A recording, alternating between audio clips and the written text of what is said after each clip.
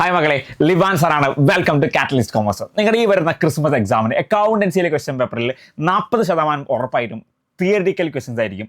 1 mark, 2 mark, 3 mark, even S A question 5 മാർക്കിൻ്റെ S A question അടക്കം theoretical മാത്രം ചോദിക്കും. സോ തിയറി ക്വസ്റ്റൻസ് ഇങ്ങനെ വായിച്ച് പഠിക്കാൻ ഭയങ്കര ബുദ്ധിമുട്ടായിരിക്കും. പക്ഷേ 1 വേർഡ് ആയിട്ട് നമ്മൾ പഠിക്കുമ്പോൾ തിയറി ക്വസ്റ്റൻ ഈസി ആയിട്ട് പഠിക്കാൻ പറ്റും. അതുകൊണ്ട് 1 വേർഡ് ക്വസ്റ്റൻസ് ആണ് നമ്മൾ ഈ ഒരു വീഡിയോയിൽ ഡിസ്കസ് ചെയ്ത് നോക്കാം. 1 മാർക്ക് ക്വസ്റ്റൻസ് എങ്ങനെ വരും.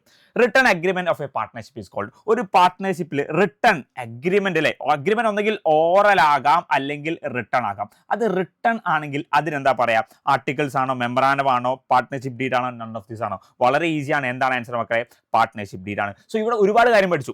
എന്താണ് പാർട്ട്ണർഷിപ്പ് ഡീഡ് എന്ന് പഠിച്ചു. ഈ പാർട്ട്ണർഷിപ്പ് ഡീഡ് ഓറൽ ആകാം, റിട്ടേൺ ആകാം. അപ്പോൾ പാർട്ട്ണർഷിപ്പ് ഡീഡിനെ കുറിച്ച് 2 or 3 മാർക്ക് വന്നാൽ ഈ ഒരു ക്വസ്റ്റൻ നോക്കി തന്നെ എന്ത് ചെയ്യാൻ പറ്റും, നിങ്ങൾക്ക് ആ ഒരു 3 മാർക്കിന് ക്വസ്റ്റൻ, 1 മാർക്കിന് ക്വസ്റ്റൻ ഡിസ്കസ് ചെയ്തപ്പോൾ 3 മാർക്ക് കിട്ടി.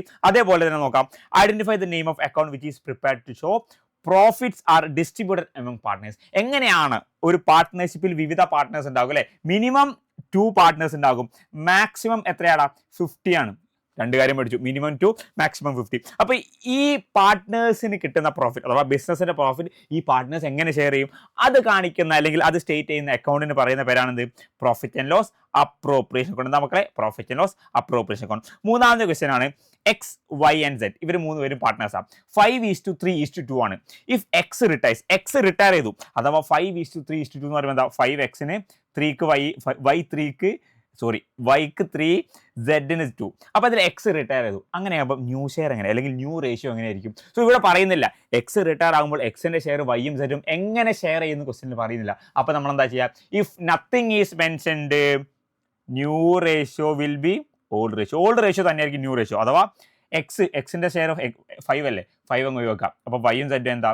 3:2. ഇതായിരിക്കും ഉണ്ടാവുക ന്യൂ ഷെയർ. അപ്പം പണ്ട് വൈയും സെറ്റും എങ്ങനെയായിരുന്നു ഷെയർ ചെയ്തത് അത് തന്നെയായിരിക്കും ഉണ്ടാവുക, ഇപ്പോഴും അവർ ഷെയർ ചെയ്യാം. അപ്പോൾ ശ്രദ്ധിക്കണം, ഓൾഡ് റേഷ്യോ തന്നെയായിരിക്കും ന്യൂ റേഷ്യോ. അപ്പോൾ പ്രത്യേകിച്ച് ക്വസ്റ്റ്യൻ ഒന്നും പറയുന്നില്ലെങ്കിൽ ഈ ഓൾഡ് റേഷ്യോ തന്നെയായിരിക്കും എന്ത്? Sacrificing ratio. ഈ ഓൾഡ് റേഷ്യോ തന്നെയാണ് ഇത് ഗെയിനിങ് റേഷ്യോ. അപ്പോൾ പ്രത്യേകിച്ച് ക്വസ്റ്റ്യൻ ഒന്നും പറയുന്നില്ലെങ്കിൽ ഓൾഡ് റേഷ്യോ തന്നെയാണ് ഇത് 3 കേട്ടോ. സോ ശരിയായ ആൻസർ എന്താണ്? 3:2 ആണ് ശരിക്കുള്ള ഉത്തരം. റീവാലുവേഷൻ എന്തിന്? ഒരു പാർട്ണർ ഡെത്ത് ആകുന്ന സമയത്ത് ആ ഡെത്ത് ആകുമ്പോൾ നമ്മൾ അസറ്റും ലയബിലിറ്റീസും റീവാല്യൂ ചെയ്യും. അങ്ങനെ റീവാല്യൂ ചെയ്യുമ്പോൾ പ്രോഫിറ്റോ ലോസോ ഉണ്ടാകും. അത് ആരാണ് ഷെയർ ചെയ്യുക? ഓൾ പാർട്ട്നേഴ്സ് ആണോ, ഡിസീസ്ഡ് പാർട്ട്നേഴ്സ് ആണോ, ഇൻകമിംഗ് പാർട്ട്നേഴ്സ് ആണോ, ഓൾ ഓഫ് ദീസ് ആണോ? ഇവിടെ റിട്ടയർമെന്റിലാവുമ്പോൾ നോക്ക്, എ, ബി, സി. ഇവിടെ ബി റിട്ടയർ ചെയ്തു. ബി റിട്ടയർ ചെയ്താൽ എയും സി ആണ് continuing partners. So continuing partners ഇവിടെ ഒരു കാര്യം പറയുന്നില്ല. ഓൾ പാർട്ട്നേഴ്സ് പറയുമ്പോൾ എയും ബിയും സിയും ഉണ്ട്. അഥവാ ഇവർ 3 പേരും കൂടി ചെയ്തുകൊണ്ടിരുന്ന ബിസിനസ്സാണ്. ആ ബിസിനസ്സാണ് റീവാല്യൂ ചെയ്തത്. അപ്പം ഓൾ പാർട്ട്നേഴ്സിനാണ് എന്ത് ചെയ്യുക? ഈ പറയപ്പെട്ട റീവാല്യൂഷൻ പ്രോഫിറ്റും ലോസും നമ്മൾ ഷെയർ ചെയ്യുന്നത്. Ratio in which old partners agree to sacrifice their profit. ഒരു പാർട്ണർ പുതുതായിട്ട് ബിസിനസ്സിലേക്ക് വരുമ്പോൾ പഴയ പാർട്ട്നേഴ്സ് എന്ത് ചെയ്യും? അവരുടെ ഷെയർ എടുത്ത് പുതിയ പാർട്ണർ കൊടുക്കും. അവർക്ക് കൊടുക്കുന്നത് എന്താണ്?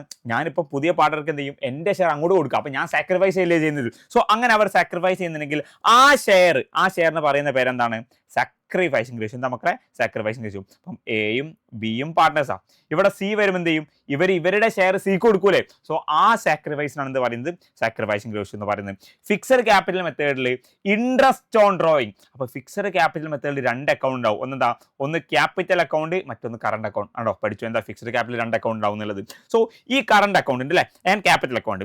ഇൻട്രസ്റ്റ് ഓൺ ഡ്രോയിങ്സ് എവിടെയാണ് റെക്കോർഡ് ചെയ്യുക? വളരെ സിമ്പിൾ ആണ്. നോക്കണം, അഡ്ജസ്റ്റ്മെന്റുകളൊക്കെ കറണ്ട് അക്കൗണ്ടിൽ റെക്കോർഡ് ചെയ്യും. ഏത് മെത്തേഡിൽ? ഫിക്സഡ് മെത്തേഡിലെ. സോ നമ്മൾ ഉറപ്പാണ് ഇൻട്രസ്റ്റ് ഓൺ ഡ്രോയിങ്സ് ഒരു അഡ്ജസ്റ്റ്മെന്റ് ആണ്, അത് കറണ്ട് അക്കൗണ്ടിൽ പ്രിപ്പയർ ചെയ്യുക. സോ ഇവിടെ ഉണ്ടാവില്ല, ഇതല്ല ക്യാപിറ്റൽ അക്കൗണ്ടിലല്ല. കറണ്ട് അക്കൗണ്ടിൽ ക്രെഡിറ്റ് ആണോ ഡെബിറ്റ് ആണോ?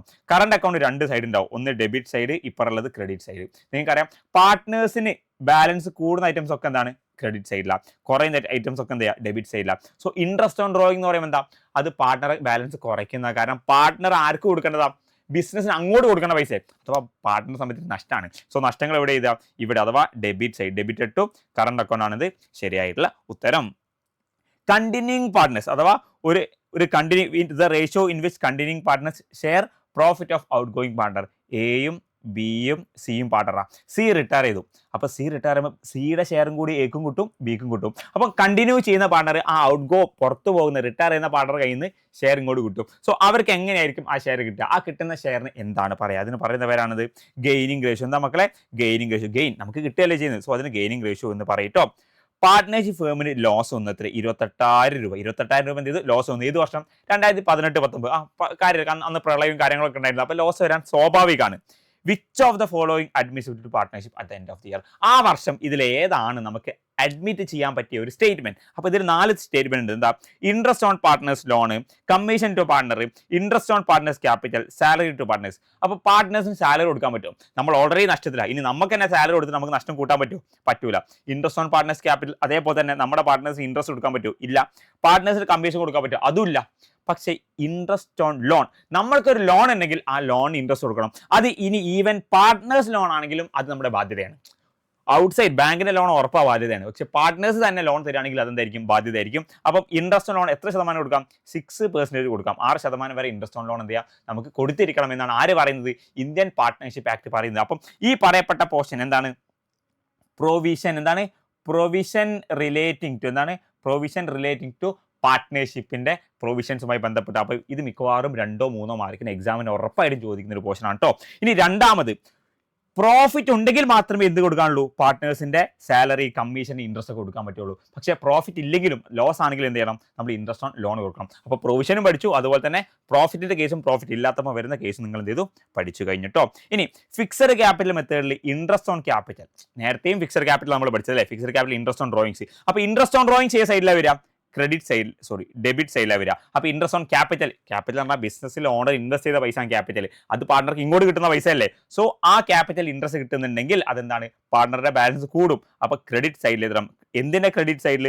പാർട്ട്നേഴ്സിന്റെ കറണ്ട് അക്കൗണ്ട് ക്രെഡിറ്റ് സൈഡ്. അപ്പോൾ ഇവിടെ ക്രെഡിറ്റോ ഡെബിറ്റോ ഇല്ല, എന്താണ്? ഇവിടെ കറണ്ട് അക്കൗണ്ട് ആണ് ഇവിടെ ഉത്തരത്തിൽ വന്നിട്ടുള്ളത്. അണ്ടർ ഫിക്സഡ് ക്യാപിറ്റൽ മെത്തേഡ്, അപ്പോൾ വീണ്ടും ഫിക്സഡ് ക്യാപിറ്റൽ മെത്തേഡിൽ all adjusting relating to partners capital. ഞാൻ നേരത്തെ പറഞ്ഞു, അഡ്ജസ്റ്റ്മെന്റുകളൊക്കെ എവിടെ റെക്കോർഡ് ചെയ്യുക? കറണ്ട് അക്കൗണ്ടിലാണോ അല്ലെങ്കിൽ ക്യാപിറ്റൽ അക്കൗണ്ടിലാണോ? ഉറപ്പായിട്ടും എന്താണ്? അത് കറണ്ട് അക്കൗണ്ട്. ഓപ്ഷൻ എ ആണ് ശരിയായിട്ടുള്ള ഉത്തരം. ക്ലിയർ അല്ലേ? സോ ഇതിൽ നമ്മൾ വെറും 10 മാർക്കിന് ക്വസ്റ്റ്യൻസ് മാത്രമല്ല പഠിച്ചത്, ഇതിനുള്ളിൽ തന്നെ വേറെയും കുറേ കാര്യങ്ങൾ എന്ത് ചെയ്തു? നിങ്ങൾ പഠിച്ചു. നിങ്ങൾ എന്ത് ചെയ്യുക? മാക്സിമം ഇത്തരത്തിലുള്ള വീഡിയോസ് നിങ്ങളുടെ ഫ്രണ്ട്സിന് ഷെയർ ചെയ്യുക, നിങ്ങളുടെ എല്ലാ ക്ലാസ് ഗ്രൂപ്പിലേക്കും ഷെയർ ചെയ്യുക. കൂടുതൽ നോട്ട്സിന് വേണ്ടി നമ്മൾ കമ്മ്യൂണിറ്റി ലിങ്ക് കൊടുത്തിട്ടുണ്ട്, അതിലേക്ക് എന്ത് ചെയ്യുക? നിങ്ങൾ ജോയിൻ ചെയ്യുക. സെറ്റല്ല മക്കളെ? അപ്പോൾ അടുത്ത വീഡിയോയിൽ എന്ത് ചെയ്യാം? വീണ്ടും കാണാം. Bye bye.